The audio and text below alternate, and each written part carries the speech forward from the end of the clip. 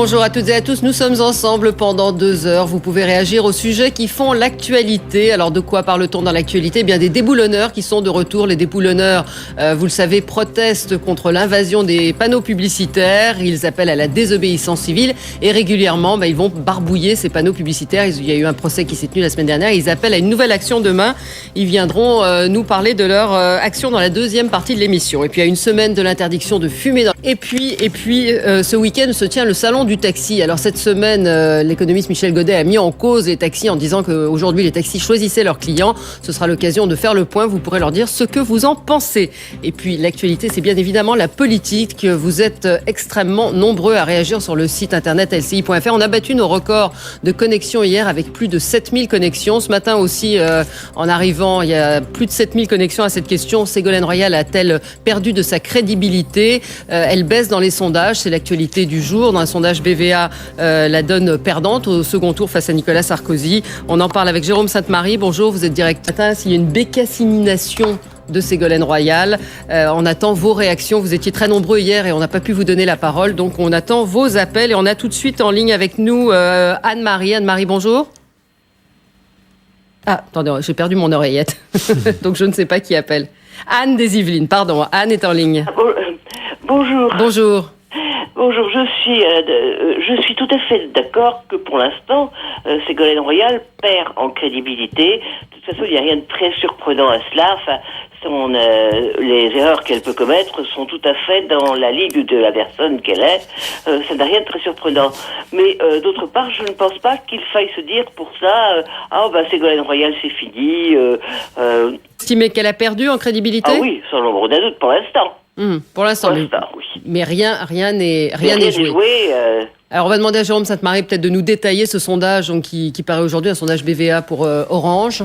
Question de la crédibilité, vous aussi. C'est un sondage et c'est un moment et c'est surtout une campagne. Il y a un autre sondage Ipsos. Vous déplacez le problème, c'est-à-dire que vous répondez par l'attaque. C'est-à-dire qu'on vous dit la candidate aujourd'hui, il y a visiblement suite à ses propos sur le Québec... Le père politique du Parti québécois qui est reçu Ségolène Royal. C'est info, elle a commencé à répondre, à faire des propositions. Sur plein de sujets, Ségolène Royal s'est déjà exprimée. Je suis entièrement d'accord avec réaction, parce qu'on a des gens qui doivent partir. Laurence, par exemple. Laurence, vous voulez intervenir, vous devez partir à la demi, alors on vous écoute. Oui, enfin, faut pas non plus exagérer, je peux quand même vous parler, surtout que je sais que vous avez récemment reçu Valérie Pécresse. J'étais franchement, j'étais d'avis prouvé qu'elle reste un rival redoutable, et il faut qu'elle reste sourde sans que on cherche à s'agripper à quelque chose. Alors là, c'est pas Sarkozy, c'est Royal. Moi, je pommage. Les choses ne se passent pas tel qu'on pourrait l'espérer. Voilà, c'est vrai que ça vole un petit peu au ras des pâquerettes quelque part et je trouve ça un petit peu dommage. Voilà. Merci Laurence. Nous aussi, on doit y aller à 9h30 parce que c'est l'heure du journal. Merci d'être intervenu. On se retrouve après le journal avec vos réactions. À tout de suite. Ségolène Royal baisse dans les sondages. A-t-elle perdu de sa crédibilité ? On en parle ce matin. Vous êtes très très nombreux à réagir sur le site internet lci.fr. On en parle ce matin avec Jérôme. Bonjour. On vous écoute. Écoutez, moi, je suis un peu étonnée de ce que vient de dire votre militante de l'UMP. Moi, je suis sympathisante UMP. Moi, de mon côté, du côté des gens qui m'entourent, cette femme est une imposture depuis le début. Bon, elle a eu la chance d'être montée en épingle par les médias, notamment les magazines féminins, et tout le monde se réjouissait que peut-être le futur président de la République serait une femme. Bon, mais je pense que mois après mois...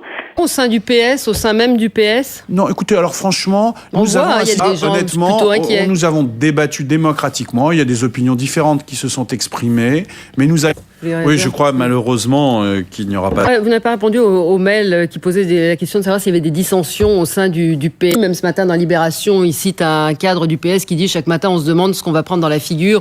Il y a plusieurs... mais vous savez... On a Stéphane qui est en ligne avec nous qui voulait justement parler de la démocratie participative. Stéphane. Oui. C'est pour Monsieur Le Guen. Voilà, la démocratie participative de Ségolène Royal. Moi, honnêtement, je comprends pas très bien parce que ça fait quand même 12 ans maintenant, sauf le petit intermédiaire Jospin, mais... Dominique est en ligne avec nous. Dominique, bonjour. Oui, bonjour. On vous écoute. Oui, c'est à propos de la crédibilité de Ségolène Royal sur la fonction de président de la République.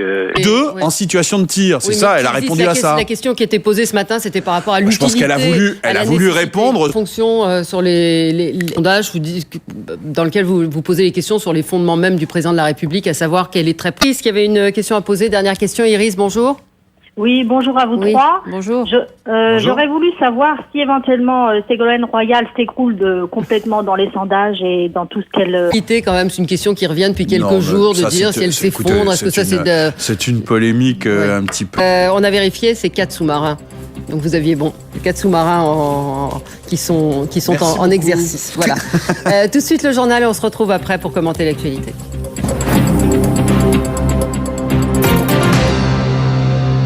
Vos réactions, vos témoignages à l'actualité, c'est dans On en parle, 01 41 41 43 00. Vous pouvez aussi nous envoyer des messages sur notre site internet lci.fr. Les déboulonneurs sont de retour. Les déboulonneurs sera connu dans quelques semaines, mais vous appelez une nouvelle action demain. Donc, une semaine très exactement de l'interdiction de fumer dans les lieux publics. 5 professeurs de santé publique, François Grémy et Albert Hirsch, qui ont signé ce texte avec vous. Et puis, ce week-end se tient le salon du taxi. Le tabac qui vous fait réagir en premier, c'est Malek qui est en ligne avec nous. Malek, bonjour. Oui, allô ? Oui. Oui, bonjour. Oui. Je me permets d'intervenir concernant l'augmentation, d'augmenter les prix. Je pense que ça part d'une bonne volonté d'augmenter les prix, mais c'est pas ça qui va freiner la consommation d'un jeune. Malek, vous achetez vos cigarettes au marché noir ? Écoutez, je n'ai pas acheté énormément, j'ai acheté une cartouche, exactement 2 cartouches parce que je les ai pas fumées après, parce que le tabac était dégueulasse, parce que ça vient de, je ne sais de... Professeur Soubiana, cette augmentation du tabac, elle est dissuasive. On va y revenir. Une question sur les déboulonneurs. Vous appelez demain à manifester, donc vous continuez les panneaux d'affichage. Voilà, nous allons... L'objectif, c'est créer, les pouvoirs publics, ou en tout cas les maires se sensibilisent. Alors, on a Lionel... alors c'est la tonalité sur les taxis. Ils n'ont pas bonne image, les taxis. Alors les taxis font ce qu'ils veulent, ils prennent les gens ou pas, et ils sont aussi aimables qu'une porte de prison. Voilà. Vous attendez une réaction ? C'est vrai que principal reproche, en tout cas à Paris, sur les taxis, c'est on en trouve. Sur le fait qu'il n'y en a pas des taxis dans Paris. Souffre de ne pas trouver de voiture. La faute des taxis, vous voulez dire ? Oui, vous êtes président du salon qui a finalement assez de voitures, sauf qu'elles sont... moi, je suis rentrée à 11h du soir et il n'y avait pas il n'y avait pas de taxi. Il y avait des files de 5-6 personnes qui attendaient. Oui, Valérie, c'est pas de taxi. Bien, d'abord... Organisation à voir, justement, une sorte de quota de répartition mieux. Sûrement, mais ça... Avoir des murs de métro couverts par des jolis pubs plutôt que du béton gris et triste. L'affichage, les panneaux d'affichage sont une agression. C'est-à-dire que la télévision a choisi de l'allumer. Visiblement, le maire de Mérignac, qui est un des premiers à avoir pris le problème à bras-le-corps, nous disait que c'était extrêmement difficile de résister aux effets. Bien, après le journal avec vos réactions, à tout de suite. Sujet aujourd'hui dont on parle des déboulonneurs qui appellent à une nouvelle action demain. Les déboulonneurs parlent aussi du tabac, une semaine de l'interdiction de fumer dans les lieux vides, qui voulait parler du tabac. David, bonjour. Oui, bonjour. Oui. Donc en fait, moi j'ai une autre proposition. Je suis moi-même fumeur, donc je fume à peu près un paquet de cigarettes par jour. Oui. Et plutôt que de proposer aux candidats donc à la présidentielle d'augmenter le prix du tabac, tout simplement, pourquoi est-ce qu'il n'aime... Il y a quand même une hypocrisie, une schizophrénie de l'État qui autorise ce produit dangereux pour la santé. C'est indispensable. Caroline nous dit: j'étais enceinte, accompagnée d'un enfant en bas âge et sous la pluie, un taxi que j'avais commandé par Centrale a refusé de me prendre sous prétexte que j'étais en retard. Comment le sanctionner? Alors on a effectivement... Et si on n'est pas monté dans le taxi, c'est-à-dire si c'est vraiment ce qui est sur le côté de la vitre, on peut ou la plaque le taxi peut refuser de vous emmener dans un lieu précis. C'est-à-dire vous dites je vais à Boulogne par exemple. Les Hauts-de-Seine, Brigitte, vous êtes là? Oui, bonjour. Oui. Moi, je voulais dire que je trouvais un petit peu scandaleux le fait d'appeler un taxi par téléphone et... On a Catherine aussi, je crois, qui va dans le même sens. Catherine, bonjour. Oui, bonjour. Oui. Alors, moi, je voulais intervenir parce que je vis moitié en France, moitié aux États-Unis, et je trouve que le système américain dans la rue, de simplement lever le bras pour obtenir un taxi est beaucoup, beaucoup plus pratique et beaucoup plus rapide qu'en France. Il y a plus de tests, c'est vrai qu'à New York, on lève la main, il y a un taxi. Je repense à l'argument que vous donniez tout à l'heure. Alors, on a Gilles qui voulait parler des panneaux publicitaires. Gilles, bonjour. Allô ? Oui, on vous écoute. Oui, bonjour, merci pour votre émission qui est très intéressante. Merci. Je vous appelle donc de Sète, la perle de la Méditerranée, pour me plaindre des panneaux publicitaires et de la pollution qu'ils procurent.